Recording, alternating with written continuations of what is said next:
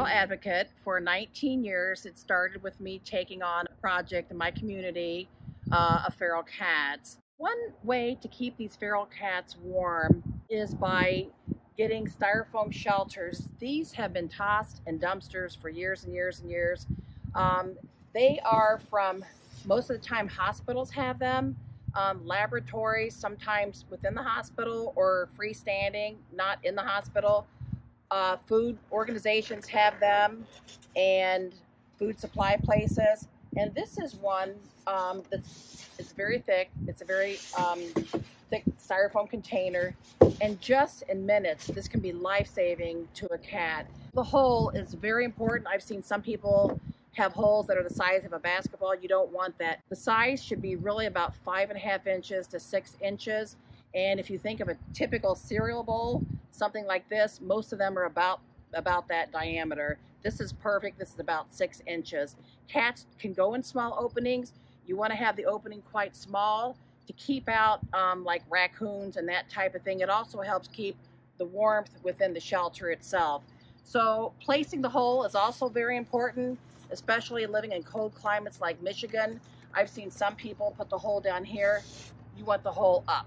That way it prevents rain and snow from bouncing off of the ground up into the shelter. I've seen some people put the hole down low and then the snow just drifts right into the shelter. By having the hole this diameter, which is 5.5 to 6 inches, it also helps keep the warmth within the shelter itself. When they get in there and hunker down to stay warm, most of them will stay very close to the hole. You don't have to worry about if you place it in the center. If you place it off to the side, the cat's probably going to shift over here.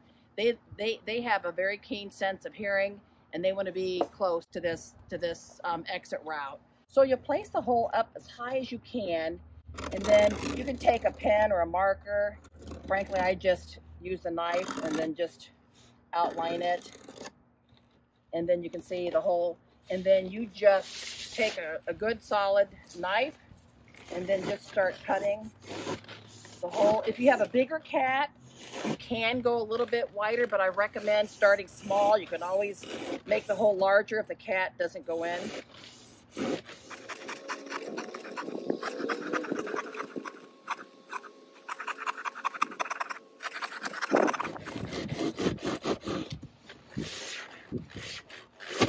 There we go. And you'll have a little bit of styrofoam bits. But you can see this is a very thick shelter, but even so, it just took minutes to cut the hole. And so technically you just want to get straw. You do not want to use hay. Hay is an animal feed. It absorbs more moisture, which you don't want. So you definitely want to get straw. And straw is available. Some places are giving it out for free. You can check your county. There's some humane societies. Our animal control is giving it out for free right now. It's normally, farmers sell it sometimes for $3 a bale. I've seen it up to $7. But you want straw because straw is a great insulator. It repels the water, and it also allows the cats to burrow down in there and help keep them warm. So I pack it full, and I start packing the base, and then I start going up the sides. And I make like a little center flat area because that's where the cat's going to go. And you want to pack it full because once they get in there, it will drop down a little bit. They will pack down the straw. And so always keep extra straw on hand. In a few weeks, you might want to check the shelter and then just add. I keep adding throughout the winter. You only have to do it like 2 or 3 times. So this is pretty good. You can see the cat is clear to walk in and just burrow down right into the shelter. So this is ready to go.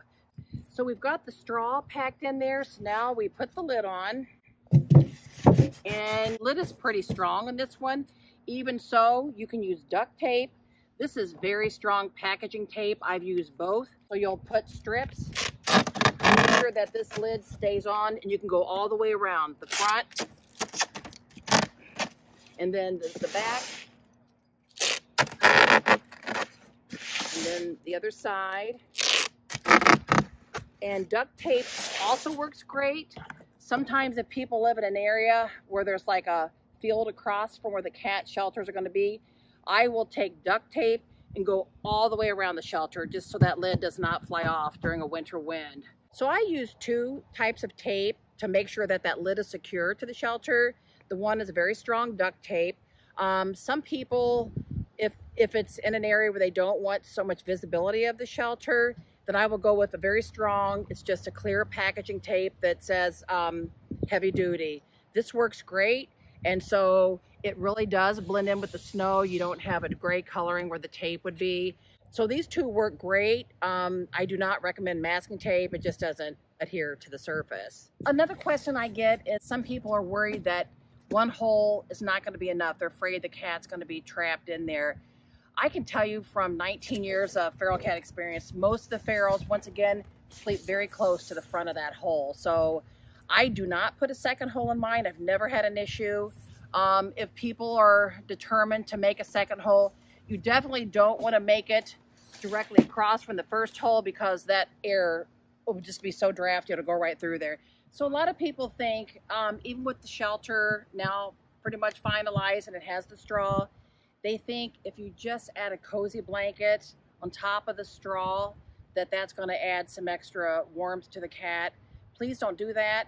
Blankets absorb the moisture, and I have gone on location where they are so ice-filled that literally they could stand up by themselves. So straw, stick with straw. Think straw for strays and ferals is absolutely the best insulator for these cats. Styrofoam shelters come in different sizes.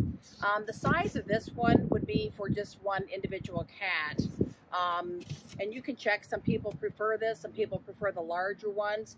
But with this, it can stand alone. Once again, you would just make the hole, trace a cereal bowl, pack it with straw, tape the lid down, or if you prefer that it go inside a plastic toter, you can find them. Home improvement stores, department stores have them. You can just cut a hole in that plastic container, put this, drop it down in there. Sometimes this is smaller than the actual toter, so you can fill the backside with just straw, and that'll keep it from shifting back and forth. And this is another option. It can stand alone or can go inside of like a big Rubbermaid tote or a Sterilite tote. And this is another option for shelter. If you have an issue with a cat scratching the exterior of the shelter, you can line them with contact adhesive paper. If they're scratching inside, it's very seldom an issue. I just don't really see this as a problem. Some people have taken a vinyl tile, put in the base, and then packed it with straw. That's also a good idea. And you want to place this where there is some protection. You can see the brush here. Like I'd probably put it right in through there. If you can get it off the ground, that'd be great. Some people put bricks, some people have a pallet. I just put some straw down as a base and then put the shelter on top of that. So if you prefer a styrofoam shelter, but you want to make it a little less obvious, you can camouflage it. Just get spray paint, and you can read the spray paints now pretty much cover anything. You can do your browns, your greens, and just kind of do a camouflage so it's less visible. I know some people that have done that. If they're doing this like by an area business, it's okay with the shelters, but they just don't want them to stick out like, you know, so obvious. So a lot of people have done the camouflage paint. I personally have my shelters out year-round, just in case, especially lightning, that's very scary for them, and they will go right into shelters. I also recommend changing the straw every single year. These last for years, so just take out the old straw. I take mine right to the compost, and then I get a fresh bale of straw because they can track in a little dust or whatever, and it flattens down. You want to have fresh straw. I do every single year. So some people request a couple of the shelters, and they have placed, if this were the same size as the one here to my right, they will have the holes facing each other, and they sometimes put a board on top so they can go in and out without the snow, you know, getting in the middle, and then they'll put pavers on top of the board. I've seen that done, and some people say that works great too. If you prefer to have a plastic shelter lined with insulation, hospitals, medical supply places, laboratories, get loads of these styrofoam sheets. These are about 1.25 inches, and these are thrown away in dumpsters every single day. I used to purchase the pink foamular insulation at home improvement stores, and then I came upon these, and these are free. So this one is 23 gallons. You definitely want to have no smaller than 18 gallons because you're going to lose some width in that once you line it. So this is lined with those sheets. Normally we start with the bottom, we cut it, we just measure cut, then we do the longer sides, and then the fronts and backs just squeeze in between the large sides, and then we just cut the hole, and I'll show you in just a minute a tool that's great for cutting these perfectly. And this is, you know, it's not that hard to make. I do recommend, because we make a ton of these, we keep this one as a prototype. So this works great if you have kids or you want to do a project for your organization. You can have a prototype. You can even mark these with a marker, front, back, sides, and just have somebody be the tracer, and you can crank these out, you know, in no time. And then of course you would pack this with straw, put this back on, and you want to make sure the lid is very secure. Some of the toters, I'm all the time snapping them in the stores. You want to make sure this clamps down. This one is a very tight clamp. This one I make a lot. If you're just starting out to make shelters, take the sticker, peel it off, start keeping notes on how you're making these. When you make the hole for the shelter, the styrofoam is just simple. You just cut that with a knife, but the plastic, this took some doing with an X-Acto knife. So my husband and I came across a demo at Home Improvement Store for a DREMEL. This is an amazing tool. We can speed up the process, and the DREMEL runs at a high velocity rate, so it's a very smooth cut when you make the circle.